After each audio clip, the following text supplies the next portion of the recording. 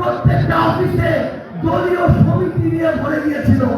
একজন ডাক্তারকেও কর্মচারী সমিতিরা তটস্থ করে রাখতো। আমরা ওই বাংলাদেশ দেখতে চাই না যে বাংলাদেশ অন্য আরেকটা দলের সমিতি আবার মানুষকে তটস্থ করে রাখবে। যেই ফাঁদ আপনারা তৈরি করছেন ওই ফাঁদেই আপনাদের শেষ হবে। প্রভাবিত করার চেষ্টা করে, গণতন্ত্র দখলের চেষ্টা করে, যে চেষ্টা করবে সে যত বড় হোক না কেন তার অপচেষ্টাকে আমরা সেই কারো হাতকে ভেঙে দিব ইনশাআল্লাহ। জনগণের ভোট, জনগণকে সেই ভোটের অধিকার বুঝিয়ে দিতে হবে। কোন দলের সাথে আমাদের সমস্যা নেই।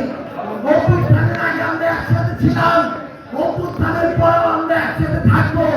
কিন্তু কোন দল দলীয় পরিচয় হোক আর না হোক, কেউ যদি আমাদের ভোটাধিকার কেড়ে নিতে চায়, ভোটকে প্রভাবিত করতে চায়, ইলেকশন ইঞ্জিনিয়ারিং করতে চায়, সেই সকল ইঞ্জিনিয়ারকে সকল ইঞ্জিনিয়ারিং এর সর্বশেষ পথ যেটা সেই পথ দেখিয়ে তাকে বাংলাদেশ ছাড় করা হবে।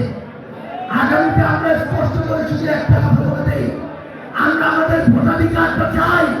আমরা আমাদের প্রতিষ্ঠানগুলোকে স্বাধীনভাবে ফাংশন করতে দেখতে চাই।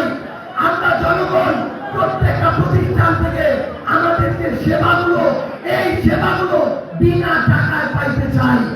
আওয়ামী লীগের আমলে প্রত্যেকটা অফিসে দলীয় সমিতি নিয়ে ভরে গিয়েছিল। একজন ডাক্তারকেও কর্মচারী সমিতিরা তটস্থ করে রাখতো। আমরা ওই বাংলাদেশ দেখতে চাই না যে বাংলাদেশ অন্য আরেকটা দলের সমিতি আবার মানুষকে তটস্থ করে রাখবে। পরিশেষে একটা কথা বলে শেষ করবো, যারা এর আগে অন্য দল করতো, অপরাধী ছিল না, তারা ঠিক মতো থাকুক, আমাদের সমস্যা নাই। কিন্তু ফ্যাসিবাদের যারা প্রমাণিত দোষর, যারা জুলাইয়ের প্রমাণিত বিরোধী, তাদেরকে যদি আপনারা প্রশ্রয় দেন, যে ফাঁদ আপনারা তৈরি করছেন ওই ফাঁদেই আপনাদের শেষ হবে।